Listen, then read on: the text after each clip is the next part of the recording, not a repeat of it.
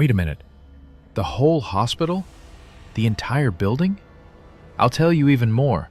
There's more than one building. It used to be a functioning hospital, but something must have gone wrong, so it got abandoned. Then some rich guy bought the whole place and turned it into an escape room. Seriously? I asked, not looking up from my phone as I tried to find any information about this place. Well, room is probably not the right word, Kira corrected me with a slight smirk. Yeah, anyway.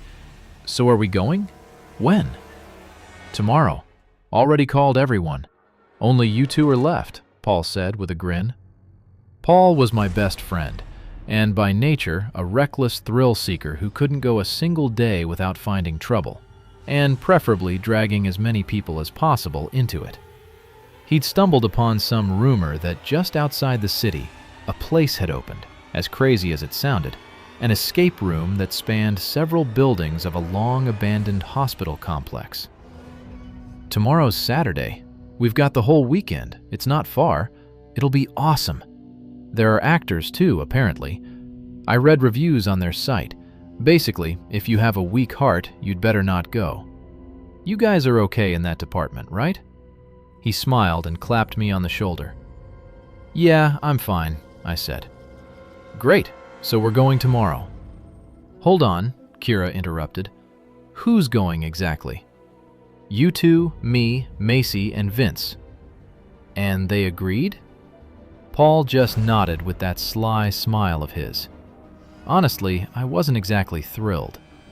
After a long work week, I'd rather have spent the whole day at home, sleeping in and relaxing. But I could already see in Kira's eyes that she was interested. She would have gone that very moment if she could. That left me as the only holdout. I had to agree. Paul had a way of getting people excited about things. I don't know how he did it, but it worked every time. So, what's the decision? He asked again. What time are we leaving? What's with the gloomy voice? He cut me off. Is he scared? Kira smiled. Scared of what? Some old abandoned building or painted clowns? I've seen that stuff before. It's not a big deal. Dude, the most you've ever seen is a couple of rooms with stupid puzzles. This is different.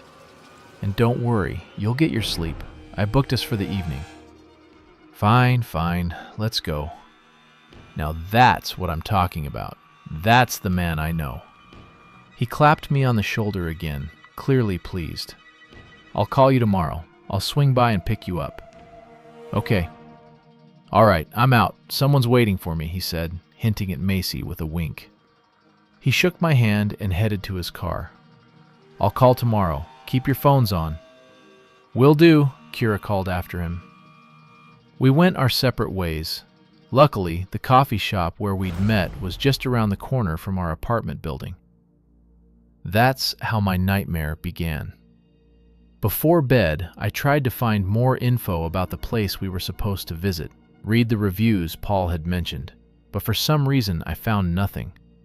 Search results gave me everything except an escape room the size of an entire hospital. Strange, I thought. Maybe it was so new they hadn't fully launched their website yet. That was Paul for you. He'd dig through anything just to find some adventure. A unique guy. My search came up empty, so I put the phone on the nightstand and closed my eyes. The next day started like any other. Honestly, I'd almost forgotten we had plans.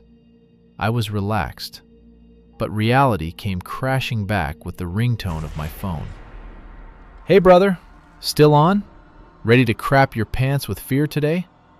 Fucking escape room, I thought, forcing a smile into my voice. Always ready. Now that's what I like to hear. That's the friend I know. I'll pick you up around 5, okay? Okay. Anyone backed out? No, I think everyone's still in. Good. See you then. Yeah, see you. The short beeps of the call ending snapped me out of it. I'd wanted to ask why there was no information about the place online. I figured I'd ask him when we met. I started getting ready. I'd slept long, and my crazy friend would be here in 2.5 hours. Time flew. As promised, close to 5 in the evening, his car was already outside my building, and the whole crew was already inside, quietly drinking beer, probably for courage. "Hurry up, jump in, we're late," Paul's irritated voice called out. "You could have come earlier." "Yeah, but someone takes forever to get ready," he said, clearly referring to the girls. All right, don't complain." I opened the door, said hello to everyone, and squeezed into the back seat with Kira and Vince. Macy was up front, as usual. Paul had had a thing for her for a while. The drive wasn't long, half an hour, maybe 40 minutes. Paul turned the key, and we pulled out of the yard. "Hey, where exactly did you find this place?" I asked. "The escape room, I mean." "What about it?" "I tried to find their website yesterday, read some reviews, found almost nothing." "They opened a couple of weeks ago, dude. A website? Come on. I read reviews on Google." "Weird. I didn't see anything." "You just didn't look hard enough." He smiled and focused on the road. Traffic was getting lighter by the minute. By the time we left our neighborhood and darkness began to fall, there were almost no other cars on the road. The area was unfamiliar to me. I knew we were heading toward the city, but where exactly, I had no idea. The ride was fun. We talked, laughed, drank a little. My mood lifted, and the morning's reluctance vanished. Finally, following the GPS, Paul made a sharp turn toward a few scattered lights flickering deep within a dense, dark forest. "Are we there?" Macy asked with concern. "Maybe, but you guys are interesting," Paul grinned. "You think an abandoned hospital would be in the middle of a city, on the main square?" Macy fell silent and didn't ask any more stupid questions. 10 minutes later, silhouettes of old 3-story buildings began to appear in the distance. Some had lights on.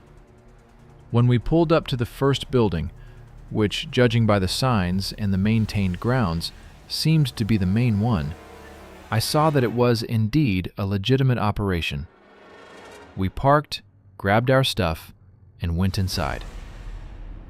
A young guy, about our age, neatly dressed and holding some kind of journal, met us right at the door. "Welcome to the Hospital of Horrors," he said with a smile. But I think only I heard him. The others were busy gawking at everything around. "Good evening," I said. "Are you with Paul?" he asked. "Yes, that's him." I nudged my friend. "Great. Follow me, please." He led us down a hallway. "This is the locker room. You can leave your things here. Across the hall, there's a small cafe. Coffee, cookies. Alcohol is not allowed." He said the last part, having clearly smelled the beer on us and noticed our stupid grins. "You can take off your coats, and I'll wait for you at the reception desk." He left, and we went into the locker room. "Man, it's already creepy here," Paul said with excitement. "Then what's it going to be like inside?" Kira echoed. "I don't know, but I've got a feeling it's going to be terrifying." We left our outerwear and went back. The young guy was still waiting, standing in front of several monitors. A young woman sat behind them. "Let me explain the rules," he began. "The quest will last 4 hours." The girls' mouths dropped open. "The objective is simple. Get out. Find the exit. All the hospital buildings are connected by tunnels. The entrance is here. The exit you'll have to find. Throughout the buildings, there are clues. You'll need to locate them. If you make it in time, you'll get a small prize from us. If you don't, well, you'll have an unforgettable experience." He paused. "There are actors in this quest, several of them. Physical contact with players is allowed, within reasonable limits. That said, resistance is not recommended. If a monster catches you, you can try to break free, but under no circumstances should you hit it in the face or anywhere else. If it becomes too much, you can end the game at any time. For that, we'll give each of you a radio. That's about it. His voice alone made my skin crawl. The way he delivered it, he was really in character.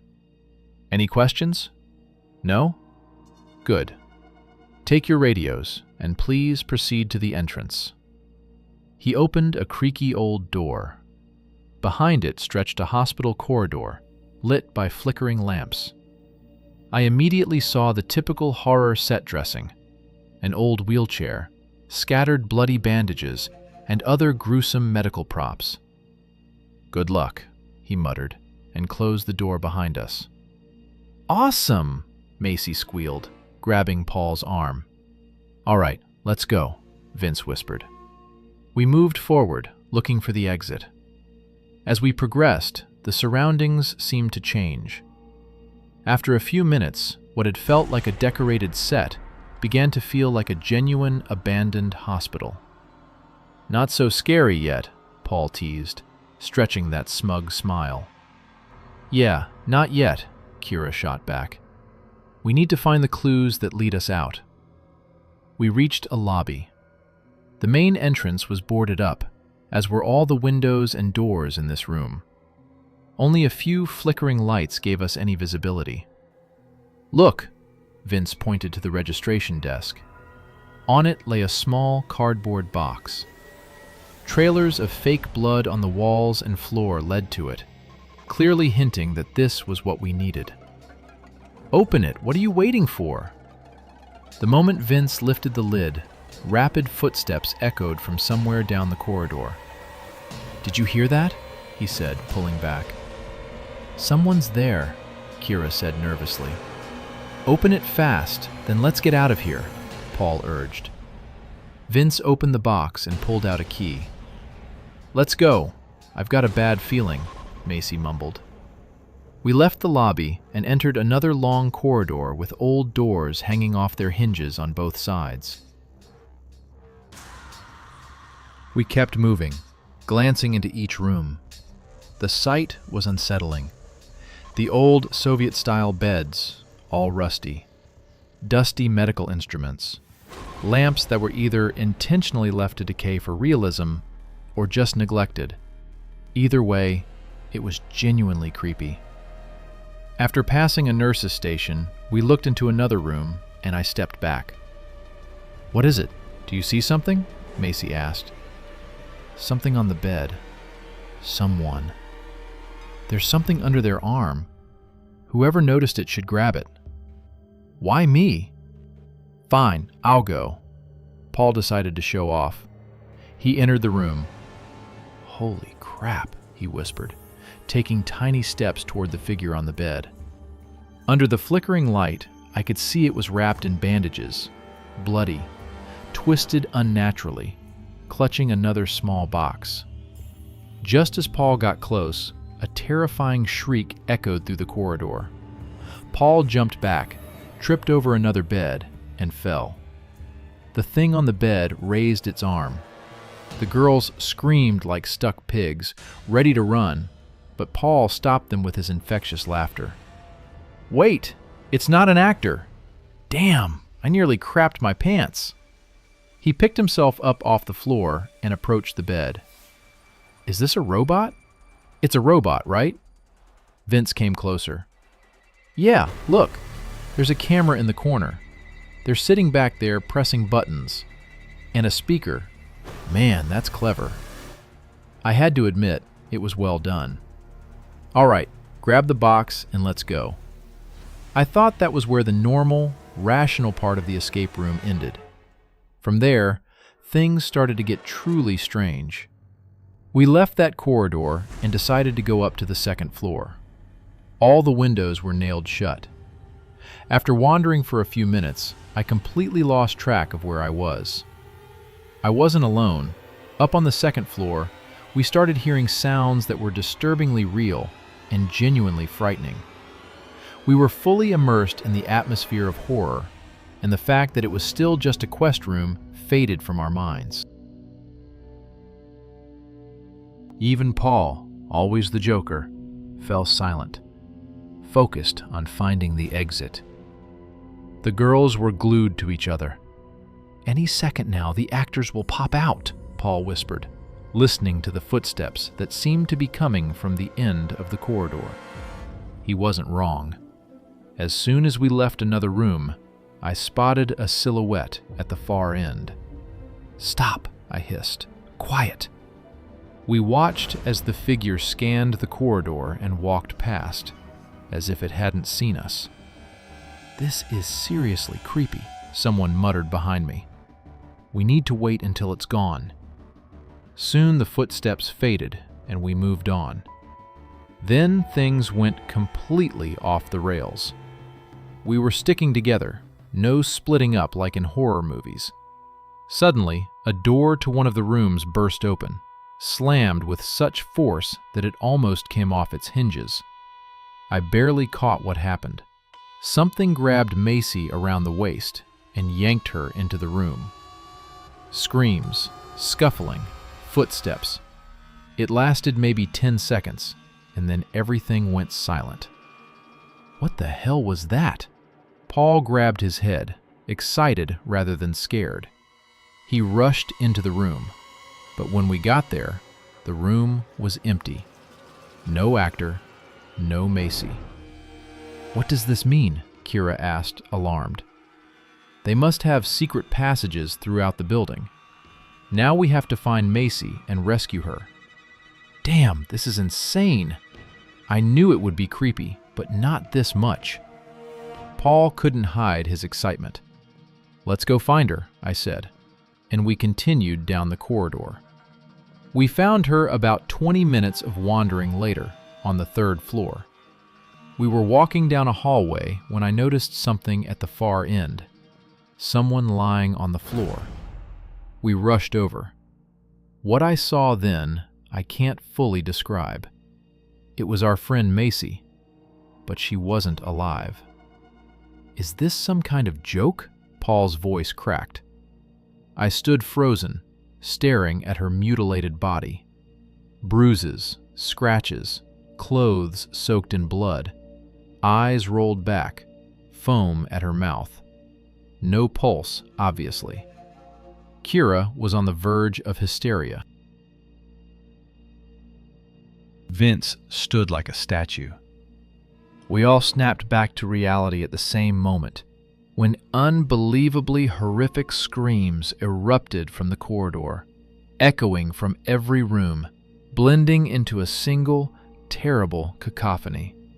That's when I clearly saw silhouettes emerging from doorways, terrifying figures in hospital gowns, slowly creeping out. Without a second thought, we bolted down the stairs. We made it to the 2nd floor and locked ourselves in one of the rooms. The door still had a working latch. "What the fuck was that?" Vince gasped. "Actors, obviously," Paul said, catching his breath. "And Macy? Dead? That was a dummy, right? They made it just for us?" Kira was nearly sobbing. I pulled out my radio and tried to contact the front desk. No response. We all tried. Nothing. "Let's go down and get out the way we came," Kira said, wiping tears. Even Paul's enthusiasm had evaporated. He was quiet, ready to leave with us. But something was stuck in my head. The images of those things peeking out of rooms on the 3rd floor. They didn't look like actors. "There's something wrong here," I said. "Yeah, we figured that out," Vince replied. "No, you don't get it. On the 2nd floor, 3rd floor, did anyone see any cameras?" No one answered. Exactly. There were none. In the corridors, in the rooms, nothing. And those screams. A human can't mimic that. Remember when you went into that room, Paul? The sound was like it came from a cheap speaker. That was different. It sounded real. Everyone fell silent. "We need to get out. Let's go down." We carefully descended the stairs, still hearing rustling, footsteps, cries. On the ground floor, there was no exit. We retraced our exact path, but instead of the door to the reception area, we found a solid wall. Everything was different. Walls, doors, ceilings, all changed. We stood frozen in shock. Kira was the first to speak. "Wait, there's a door in the lobby." Maybe we can break it down? "Right, let's go." We tried throwing our shoulders against it, but it was solidly barricaded or held from the outside. "Windows?" Vince suggested. "No, I saw bars on the outside when we came in." "Damn, what do we do?" Paul was panicking. Then, close by, another inhuman scream pierced the air, freezing the blood in our veins. I spun around and saw a silhouette flash past. It ran down the corridor and stopped at the far end. A thing in a white coat had shot past at unbelievable speed. "Hey!" Vince called out. "Quiet, you idiot!" I hissed. Footsteps rapidly approached us. Under a flickering light, a figure in a white medical gown, if you could call it that, appeared. It stood motionless, staring at us. "How do we get out of here?" Vince asked naively, still thinking it was an actor and we were still in a stupid escape room. But I saw something else. First, it wasn't breathing. Second, its face, so terrifying it made you want to scream, wasn't makeup. It wasn't a mask. What stood before us was something else entirely. It stood there for a few more seconds. Then Kira screamed. Paul and I rushed to help her, but we were too late. Blood sprayed from Vince's neck, splattering his new white sneakers. His body crumpled to the ground, convulsing. He didn't even scream, just gurgled for a few seconds, then went still. The thing grabbed Vince's body with its arms and legs. When we got close, it released him and scrambled away. It ran like a human at first, then jumped onto the wall and crawled like an insect into one of the rooms. Vince lay dead in the middle of the lobby, surrounded by a pool of blood. Convinced now that this was no game, we started pounding the door with anything we could find. Futile. It was like someone was holding it shut from the outside. We gave up and began wandering the abandoned hospital, hoping to find another exit. Radios were dead. Phones were in the locker room with our belongings. Every window and door was solidly boarded. 2 of our friends were already gone. Every time we heard a noise, we'd hide in the first place we could find. After an hour of this, we reached the second building through the basements. The atmosphere there was even worse. Objects moved on their own. Doors opened and closed by themselves. Light was scarcer. We had to feel our way in the dark. It was utter madness, and the worst part was, we had no idea how to get out. We wandered in circles, hiding from whatever dwelled there. Next to vanish was Kira. We decided to go down into the basements to cross to the third building, hoping to find the exit there. The basement was pitch black. The only light we had was a lighter Paul had kept on him by sheer luck. In the darkness of that god-forsaken basement, he called out to Kira. No answer. I can't describe the terror that seized me. I started screaming like a madman, calling her name. Paul tried to calm me, covering my mouth with his hand, but I was hysterical, beyond control. Then, from the far end of the basement, a sound, a guttural growl that froze me mid-scream. You brought them right to us, you idiot, Paul hissed. Footsteps rushed toward me from behind. I didn't even have time to turn before something slammed me to the ground.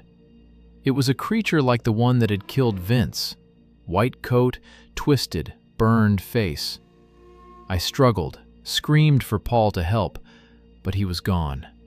Vanished like Kira. Only the lighter remained on the floor. The thing had a death grip on me, but I managed to get to my feet and slam it against the concrete wall. It snarled and scuttled away, climbing the wall and into a ventilation shaft. I grabbed the lighter and ran. In the third building, on the first floor, I found Kira's body. She was slumped in a wheelchair in the middle of the corridor, her skull caved in. I never found Paul. I searched the building top to bottom.